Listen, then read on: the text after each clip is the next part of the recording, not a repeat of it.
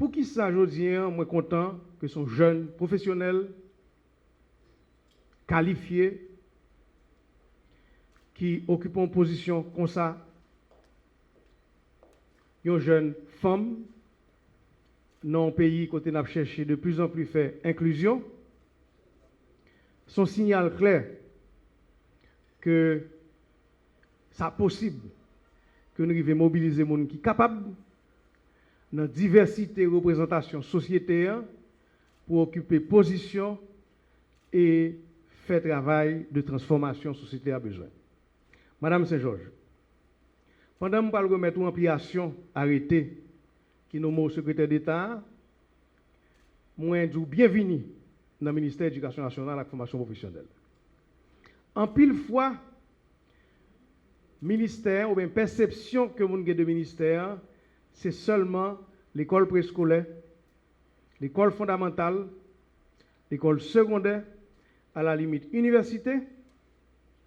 Il y a deux branches importantes pour formation jeune, pour formation adulte, en pile fois dans la perception que nous quittons derrière, que nous oublions. Et même dans le budget de l'État, tout, en pile fois, semblait que priorité ça nous négligeons. Je profite de l'occasion ça pour nous rappeler, ni formation technique et professionnelle, ni alphabétisation, c'est deux piliers qui permettent que nous adressions toute couche sociétaire qui a besoin de compétences que nous ne pouvons pas quitter derrière parce que Haïti a besoin de 12 millions de cerveaux que le gagne. Haïti a besoin de mobiliser toute qualité citoyenne selon diversité, ça que vous représentez. Nous devons nous mettre à l'œuvre pour reconquérir notre dignité de peuple et redonner l'espoir. Mesdames, Messieurs, je profite de votre présence ici pour saluer le courage et le dynamisme du ministre de l'Éducation nationale et de la formation professionnelle, mon ministre, pour M. Maninga, à qui je promets la collaboration qui doit toucher l'excellence.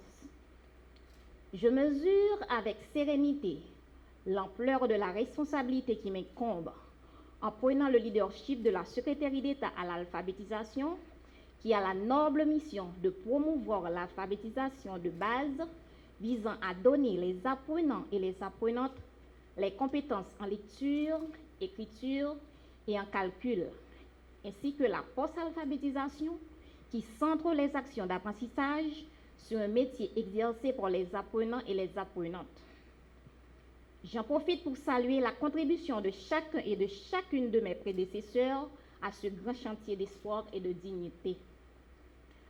Mesdames, Messieurs, le moment est venu pour moi d'assumer mes fonctions à la tête de la Secrétaire d'État à l'alphabétisation pour conduire la politique du gouvernement en matière d'alphabétisation tout en mettant l'accent sur les jeunes, les adultes de 15 à 45 ans. Je voudrais en cet instant présent renouveler au Premier ministre l'assurance de mon engagement à l'accompagner dans sa campagne mobilisatrice et sa quête inlassable de bien-être durable. Je prends aussi devant vous l'engagement ferme d'organiser, de gérer et d'administrer la Secrétaire d'État à l'alphabétisation avec diligence, sérieux et intégrité. En effet, l'UNESCO a été au premier rang des efforts d'alphabétisation entrepris à l'échelle mondiale depuis 1946, donnant un élan à la vision du monde où chacun saurait lire. Sorti 1941 pour arriver 2021, ça fait 80 années depuis Haïti a goumé contre phénomène pas qu'on lit et pas qu'on écrit. Sorti dans le projet Mabial dans Jacques Mel dans l'année 1948, passé dans la création d'un secrétaire d'État alphabétisation en 1995, l'État haïtien a déjà lancé plusieurs campagnes nationales alphabétisation, forum départemental, acte de concertation, mettez sous différentes interventions, quitte ces Nations Unies à travers UNESCO ou bien l'autre institution fait dans le pays dans la question alphabétisation. Malgré ça, il y a plus de 3 millions d'Haïtiens toujours qui ne parlent pas lire et écrit. D'après les derniers chiffres, gagné au moins environ 60% de monde qui pas qu'on lit à écrit.